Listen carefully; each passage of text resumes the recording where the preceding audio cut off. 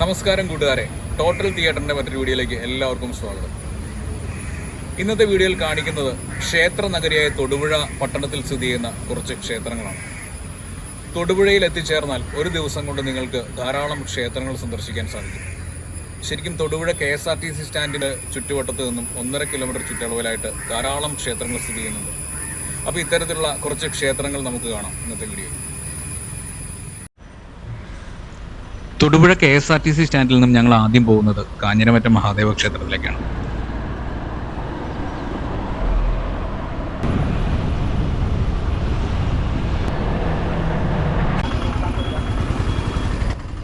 KSRTC ജംഗ്ഷനിൽ നിന്നും Kanjiramattom temple ജംഗ്ഷനിൽ എത്തുമ്പോൾ ക്ഷേത്ര കവാടം കാണാം. അവിടെ നിന്നും 1 കിലോമീറ്റർ സഞ്ചരിച്ച് നമുക്ക് ക്ഷേത്രത്തിൽ എത്തിച്ചേരാം. പരശുരാമൻ പ്രതിഷ്ഠ നടത്തിയ 108 ശിവക്ഷേത്രങ്ങളിൽ ഇടുക്കി ജില്ലയിലെ ഏക ക്ഷേത്രമാണിത്. ഇവിടെ പടിഞ്ഞാറോട്ട് ദർശനമായി ശ്രീ മഹാദേവനെ പ്രതിഷ്ഠിച്ചിരിക്കുന്നു. ഗണപതി, അയ്യപ്പൻ, ഭഗവതി, നാഗദൈവങ്ങൾ എന്നീ ഉപദേവതകളെയും ഇവിടെ പ്രതിഷ്ഠിച്ചിരിക്കുന്നു. കാഞ്ഞിരമറ്റം മഹാദേവ ക്ഷേത്രത്തിന്റെ മുമ്പിലായി ഉത്തരേന്ത്യൻ വാസ്തുവിദ്യാ ശൈലിയിൽ നിർമ്മിച്ച ഒരു ശ്രീനാരായണ ഗുരുദേവ മന്ദിരം കാണാൻ സാധിക്കും. അവിടെ നിന്നും കാഞ്ഞിരമറ്റം കവലയിലേക്കുള്ള റോഡിലൂടെ തന്നെ 1 കിലോമീറ്റർ സഞ്ചരിച്ച് നമുക്ക് അതിപുരാതനമായ മുതലിയാർമഠം ശ്രീ മഹാദേവ ക്ഷേത്രത്തിൽ എത്തിച്ചേരാം. ഇവിടെ 3 ശ്രീകോവിലുകളിലായി ശിവൻ, രുദ്രസങ്കല്പത്തിലുള്ള സാളഗ്രാമലിംഗം, മഹാവിഷ്ണു എന്നിവരെ പ്രതിഷ്ഠിച്ചിരിക്കുന്നു. 3 ശ്രീകോവിലുള്ള തൊടുപുഴയിലെ അപൂർവ ക്ഷേത്രമാണ് മുതലിയാർമഠം ക്ഷേത്രം.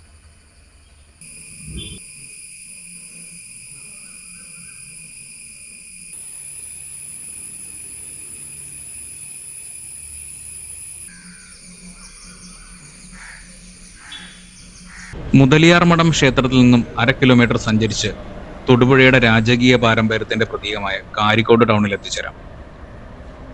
ഇവിടെ കാരിക്കോട് ഗണപതി ക്ഷേത്രത്തിലാണ് ഞങ്ങൾ ആദ്യം ദർശനം നടത്താനായി എത്തിയത്.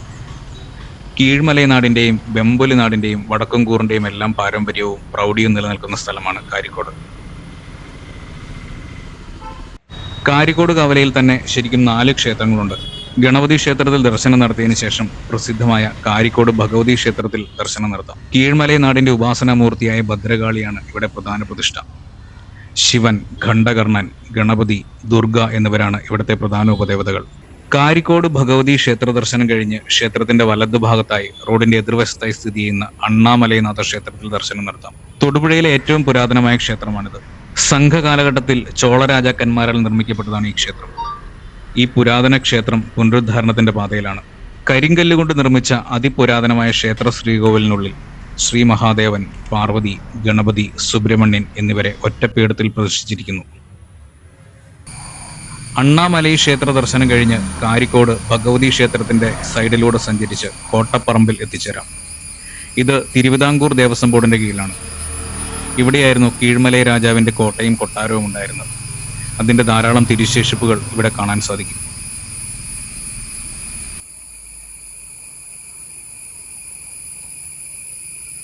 കോട്ടപ്പറമ്പിൽ നിന്നും തിരിച്ചു വന്ന് കാരിക്കോട് ശ്രീ അങ്കാളമ്മ ക്ഷേത്രം സന്ദർശിക്കാം. ഇവിടെ എല്ലാ ദിവസവും പൂജയില്ല. ഇനി നമുക്ക് തൊടുപുഴ ശ്രീകൃഷ്ണസ്വാമി ക്ഷേത്രത്തിലേക്ക് പോകാം. കാരിക്കോട് നിന്നും കാഞ്ഞിരമറ്റം കവലയിലെത്തി തൊടുപുഴ മിനി സിവിൽ സ്റ്റേഷന് മുമ്പിലൂടെ സഞ്ചരിച്ച് ശ്രീകൃഷ്ണസ്വാമി ക്ഷേത്രത്തിൽ എത്തിച്ചേരാം. തൊടുപുഴ പട്ടണത്തിന്റെ നടുക്കായിട്ടാണ് ശ്രീകൃഷ്ണസ്വാമി ക്ഷേത്രം സ്ഥിതി ചെയ്യുന്നത്. ചതുർബാഹുവായ മഹാവിഷ്ണുവാണ് ഇവിടുത്തെ പ്രധാന പ്രതിഷ്ഠ. ഭഗവതാനന്തരം അമിത വിശപ്പോടെ ഇരിക്കുന്ന ബാലകൃഷ്ണനായിട്ടാണ് ഇവിടുത്തെ പ്രതിഷ്ഠയുടെ സങ്കല്പം. ഗണപതി, അയ്യപ്പൻ, ശിവൻ, പാർവതി, ദുർഗ, സാളഗ്രാമം, നാഗദൈവങ്ങൾ എന്നീ ഉപദേവതകളെയും ഇവിടെ പ്രതിഷ്ഠിച്ചിരിക്കുന്നു. ബാലാരിഷ്ടതകൾ മാറുവാനായി പുള്ളും പ്രാവും നടക്കൽ വെക്കുന്നതാണ് ഇവിടുത്തെ പ്രധാന വഴിപാട്. ശ്രീകൃഷ്ണസ്വാമി ക്ഷേത്ര ദർശനം കഴിഞ്ഞ് സമീപത്തായി സ്ഥിതി ചെയ്യുന്ന ശ്രീ ഹനുമാൻ സ്വാമി ക്ഷേത്രത്തിൽ ദർശനം നടത്താം. ഹനുമാൻ സ്വാമിക്ക് വടമാല, വെറ്റിലമാല എന്നിവ സമർപ്പിക്കലാണ് ഇവിടുത്തെ പ്രധാന വഴിപാട്. ശനിദോഷങ്ങൾ മാറുന്നതിന് ഹനുമാൻ സ്വാമിയെ പ്രാർത്ഥിക്കുന്നത് അത്യുത്തമമാണ്. ഹനുമാൻ സ്വാമി ക്ഷേത്ര ദർശനം കഴിഞ്ഞ് മൂവാറ്റുപുഴ റൂട്ടിൽ 1 കിലോമീറ്റർ സഞ്ചരിച്ച് വെങ്ങല്ലൂർ സിഗ്നൽ ജംഗ്ഷൻ എത്തുന്നതിന് തൊട്ടു മുമ്പായി സ്ഥിതി ചെയ്യുന്ന നടയൽക്കാവ് ഭഗവതി ക്ഷേത്രത്തിൽ ദർശനം നടത്താം. അതിപുരാതനമായ ഒരു ഭദ്രകാളി ക്ഷേത്രമാണിത്. വേതാളപ്പുറത്തിരിക്കുന്ന ഭദ്രകാളിയാണ് ഇവിടുത്തെ പ്രധാന പ്രതിഷ്ഠ.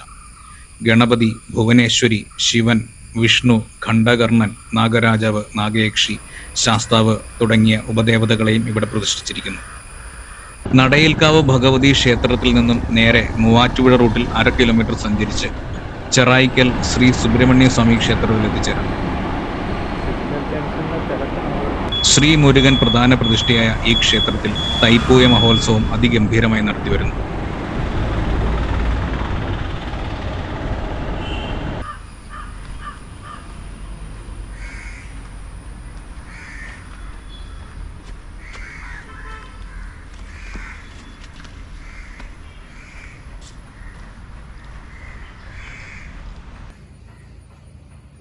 ചെറായിക്കൽ ശ്രീ സുബ്രഹ്മണ്യ സ്വാമി ക്ഷേത്ര ദർശനം കഴിഞ്ഞ് മൂവാറ്റുപുഴ റൂട്ടിൽ തൊടുപുഴ ഭാഗത്തേക്ക് സഞ്ചരിച്ച് വെങ്ങല്ലൂർ സിഗ്നൽ ജംഗ്ഷനിലെത്തിയതിനു ശേഷം കോലാനി ബൈപ്പാസിലൂടെ സഞ്ചരിച്ച് മുല്ലയ്ക്കൽ ശ്രീ ധർമ്മശാസ്ത്ര ക്ഷേത്രത്തിൽ എത്തിച്ചേരാം. കലിയുഗവരദനായ അയ്യപ്പസ്വാമി കുടികൊള്ളുന്ന ഈ ക്ഷേത്രത്തിൽ ഗണപതി, നാഗദൈവങ്ങൾ എന്നീ ഉപദേവതകളുമുണ്ട്. ശനിദോഷങ്ങളിൽ നിന്ന് മുക്തി നേടാനായി നീരാഞ്ജനം സമർപ്പിക്കലാണ് ഇവിടുത്തെ പ്രധാന വഴിപാട്.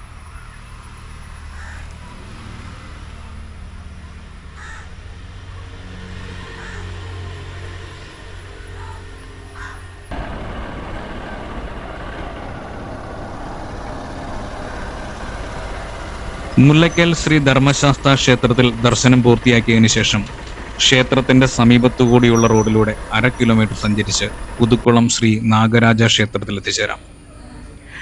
നാഗരാജാവ് പ്രധാന പ്രതിഷ്ഠയായ ഒരു ക്ഷേത്രമാണിത്.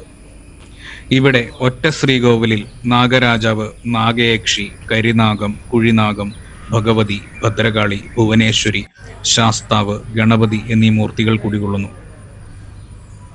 നാഗരാജ ക്ഷേത്രത്തിൽ ദർശനം പൂർത്തിയാക്കിയതിനു ശേഷം കോലാനി ബൈപ്പാസിലൂടെ സഞ്ചരിച്ച് അതിപുരാതനമായ കോലാനി ശ്രീകൃഷ്ണസ്വാമി ക്ഷേത്രത്തിൽ എത്തിച്ചേരാം.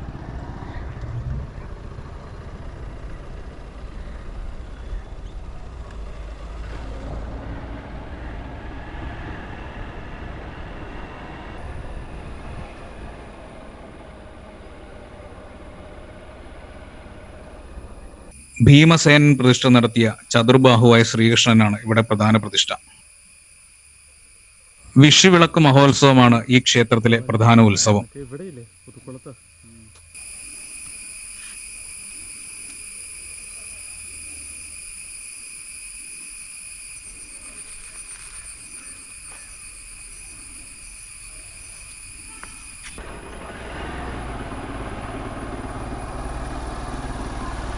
കോലാനി ശ്രീകൃഷ്ണസ്വാമി ക്ഷേത്ര ദർശനം കഴിഞ്ഞ് തൊടുപുഴയുടെ ശ്വാസകോശം എന്നറിയപ്പെടുന്ന അമരങ്കാവ് വനദുർഗ ക്ഷേത്രത്തിലേക്ക് പോകാം.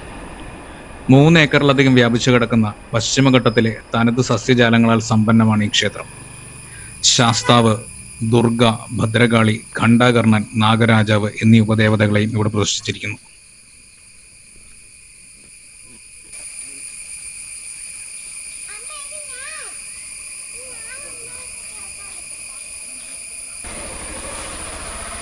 ഈ വീഡിയോയിൽ തൊടുപുഴയിലെ ഏതെങ്കിലും പ്രധാന ക്ഷേത്രം ഉൾപ്പെടുത്താതെ പോയിട്ടുണ്ടെങ്കിൽ സാദരം ക്ഷമിക്കുക. അത്തരത്തിൽ ഏതെങ്കിലും ക്ഷേത്രം നിങ്ങളുടെ ഓർമ്മയിൽ വരികയാണെങ്കിൽ കമന്റ് ചെയ്യുക.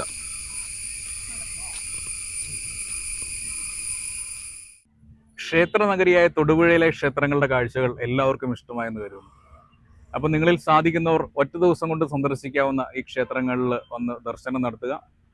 അപ്പോൾ നിങ്ങൾക്ക് അവധി ദിവസങ്ങളിലോ വിശേഷ ദിവസങ്ങളിലോ ഒക്കെ ഇവിടെ വന്ന് ദർശനം നടത്താവുന്നതാണ്. അപ്പോൾ ഞങ്ങളുടെ വീഡിയോ ഇഷ്ടമായെങ്കിൽ നിങ്ങൾ മാക്സിമം ആളുകളിലേക്ക് ഷെയർ ചെയ്ത് ഞങ്ങളെ പ്രോത്സാഹിപ്പിക്കുക. വീഡിയോ കണ്ട എല്ലാവർക്കും നന്ദി. മറ്റൊരു വീഡിയോയുമായി വീണ്ടും കാണാം.